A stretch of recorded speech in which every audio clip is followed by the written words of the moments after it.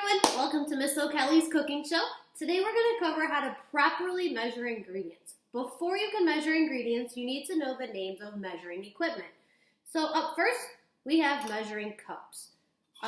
These are called dry measuring cups. When you use dry measuring cups, you should only be measuring dry ingredients in there.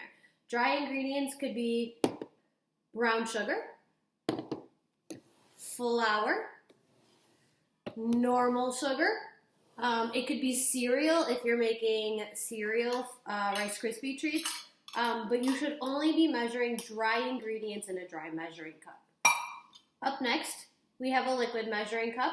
When you measure things inside of here, it should only be liquid ingredients such as water, orange juice, apple juice, corn syrup, depending on the recipe that you're making. So you should measure liquid ingredients in here, not dry ingredients. Measuring a cup in here and a cup in here is actually not the same measurement. When you measure in a liquid measuring cup, it'll measure the dip, so the bottom part of a liquid, not the top part, whereas a dry measuring cup will measure the rim of a liquid ingredient. So it's not a very big difference, but there is a difference in measurements between the two. And then lastly, we have these, and these are called measuring spoons. For measuring spoons, you are measuring small amounts of ingredients. So you could be measuring liquid or dry. It doesn't matter because it's such a small amount. So to start off, all four ingredients that I have up here all get measured differently. So the brown sugar, flour, sugar, and water all get measured differently. So I'm going to show you how to properly measure those ingredients. We'll first start with the sugar, because sugar is pretty simple. Whatever you choose to measure the sugar with, so I'm just going to I'll start with a 1 tablespoon measuring spoon. You just scoop and level.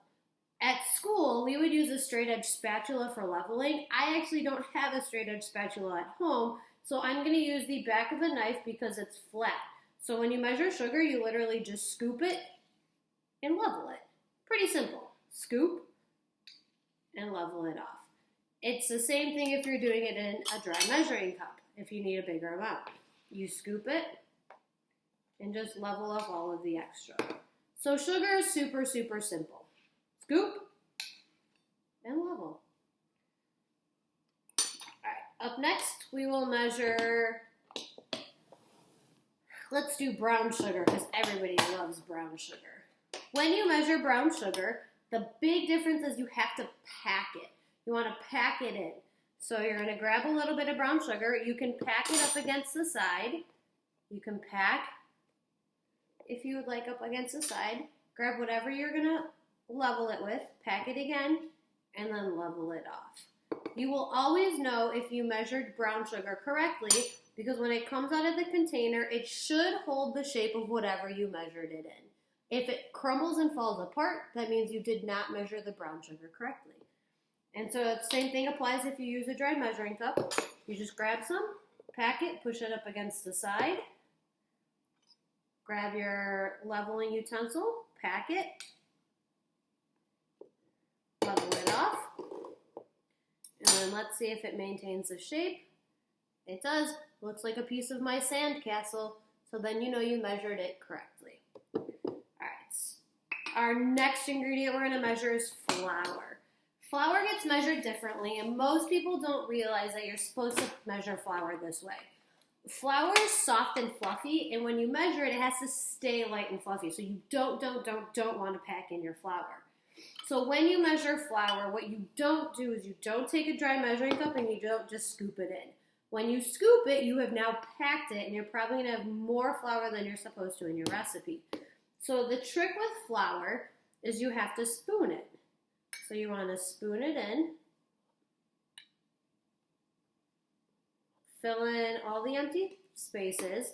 Then you're going to use your leveler again, tap to fill in some empty spaces, and then you just level off all the extra. It should kind of fall right out easily. If it doesn't, that means you might have packed it. So I'll do that again. So you're going to spoon in the flour, overflow, tap, tap, tap, tap, tap, because it'll fill in empty spaces, and then you just level it off. Super simple.